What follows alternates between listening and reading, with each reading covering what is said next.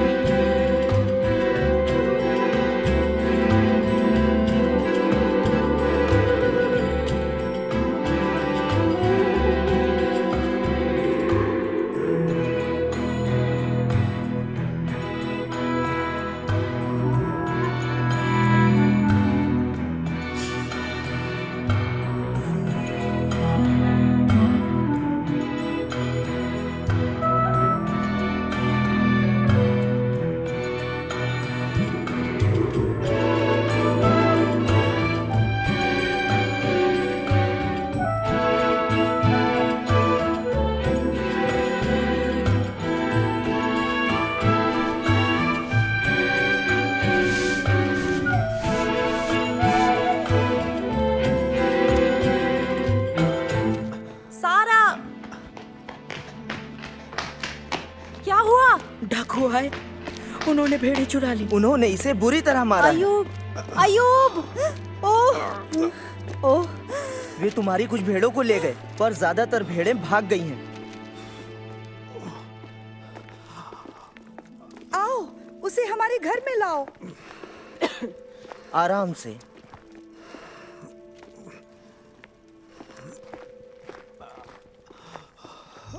हम उसे यहाँ रख सकते हैं।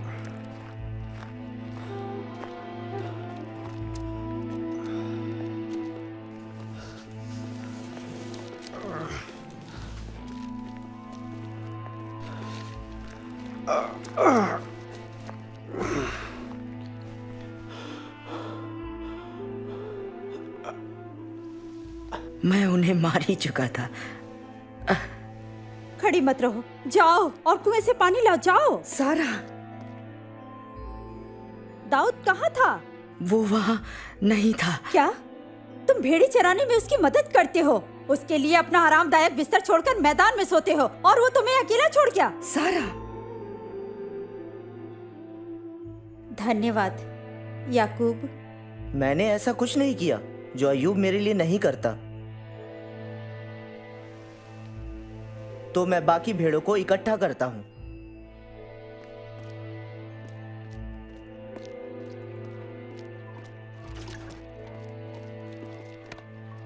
मैंने दलाया को कुएं पर देखा।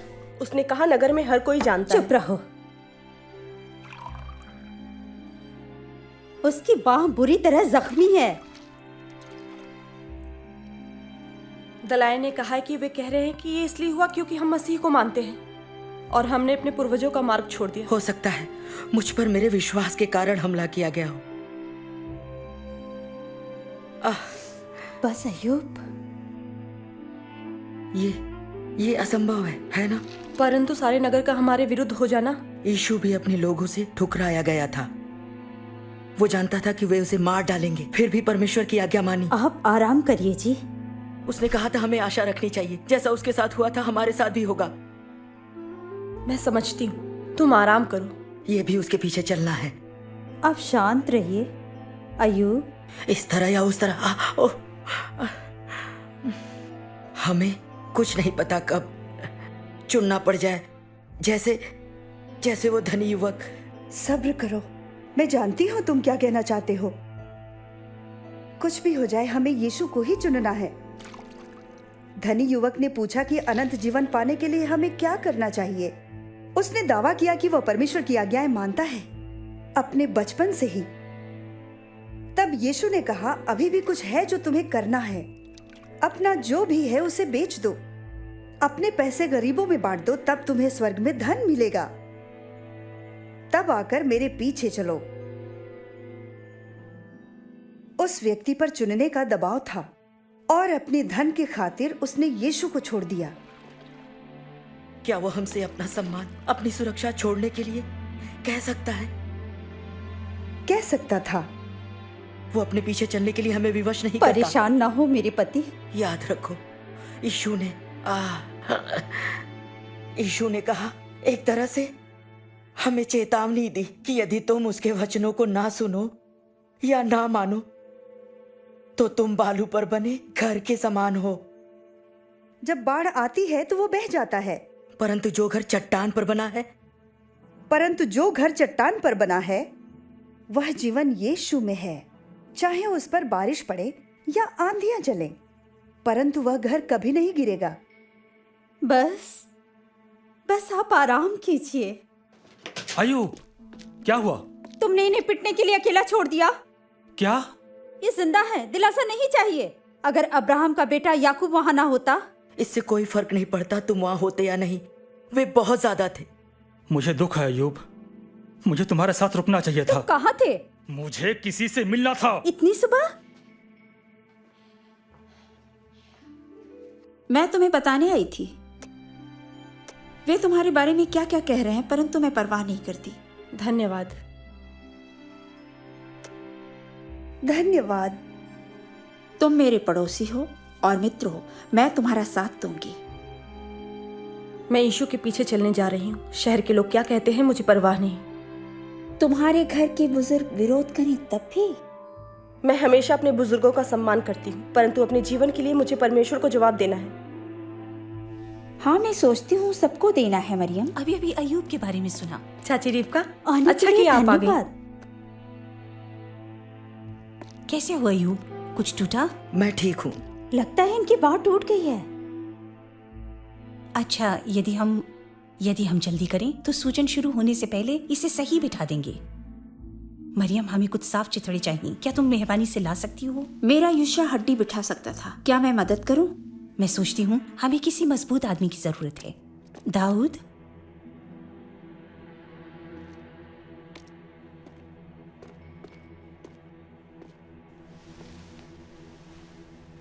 अब अगर तुम बस उसके कंधे को इस तरह पकड़ो, काटो इसे।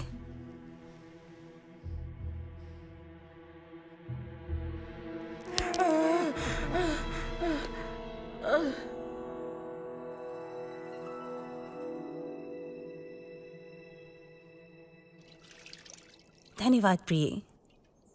अयूब एक अच्छा जवान लड़का है। हाँ, वो है। मुझे आशा है कि बाँह ठीक हो जाएगी। तुमने इसे ठीक बिठाया है रिवका। मैं खुश हूँ कि बहुत बुरी तरह नहीं टूटी थी। क्या आप घर जाने के पहले आराम करना चाहेंगी? हाँ प्रिय, ये तो बहुत ही अच्छा होगा।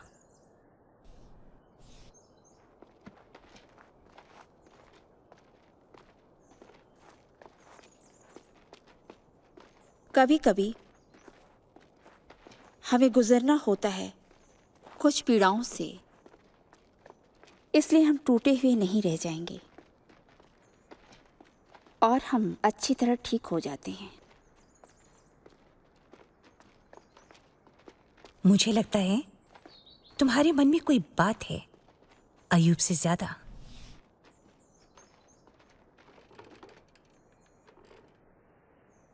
मैं सोच रही थी नासरत के यीशु के बारे में और उसकी कहानियों के बारे में जो तुमने मुझे सुनाई थी।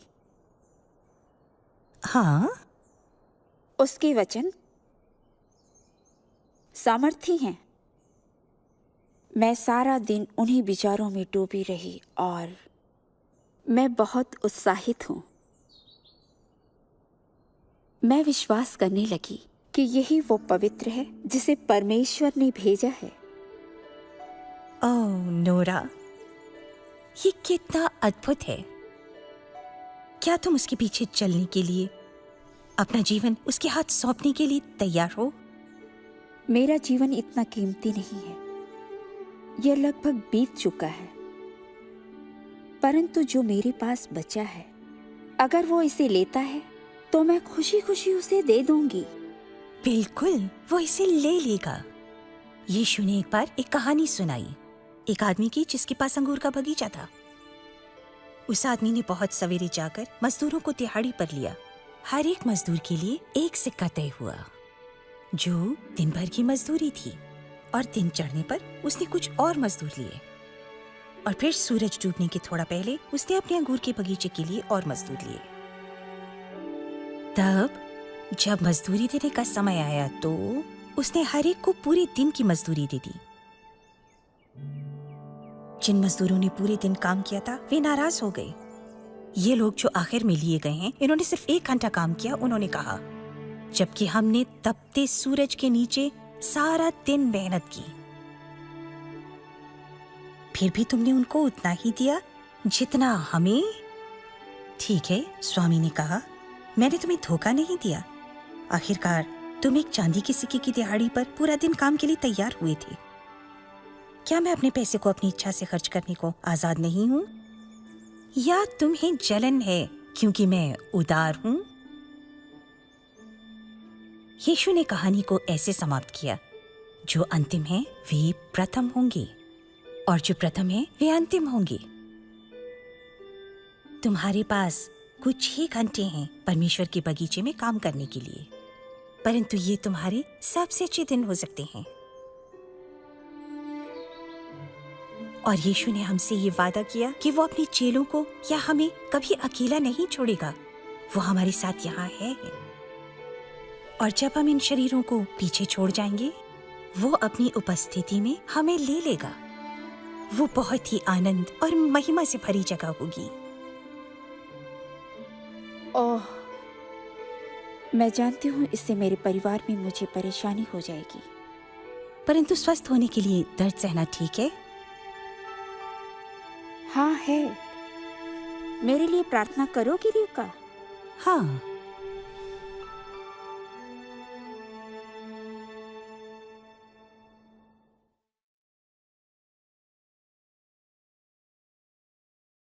तुम उन लोगों को क्या जवाब देती हो जो तुमसे असहमत होते हैं या तुम्हें नापसंद करते हैं?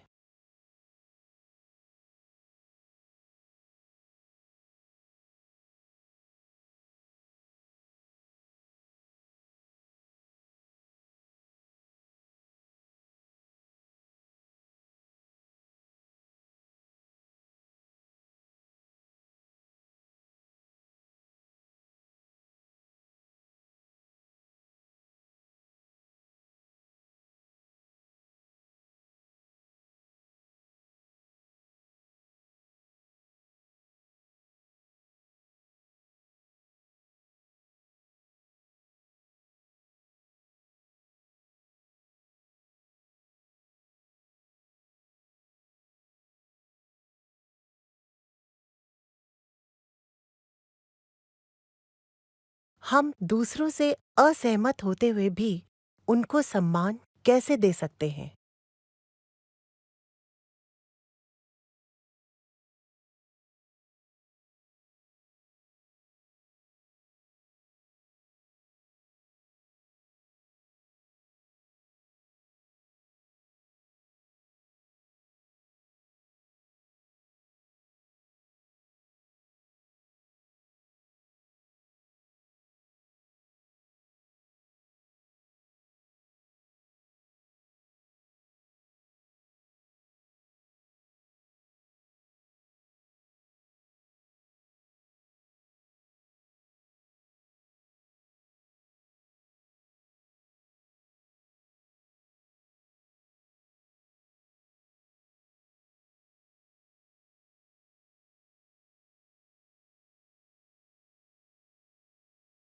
मरियम ने धनी युवक की कहानी से क्या सीखा?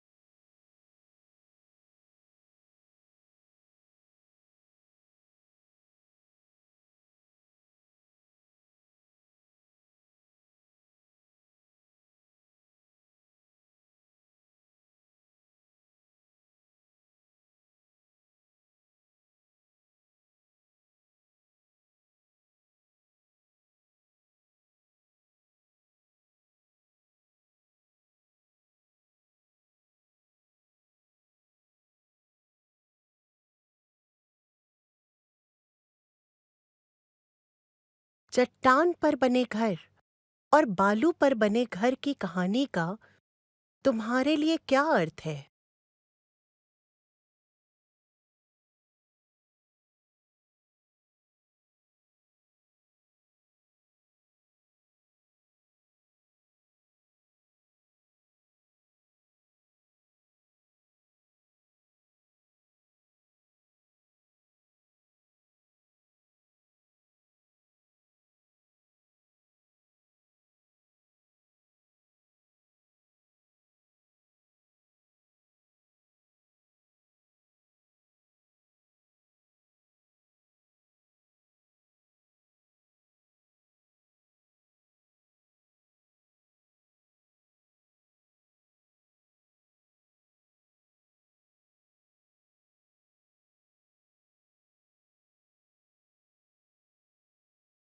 यदि तुम अंगूर के बाग वाली कहानी में होते तो कौन सा मजदूर होते और क्यों?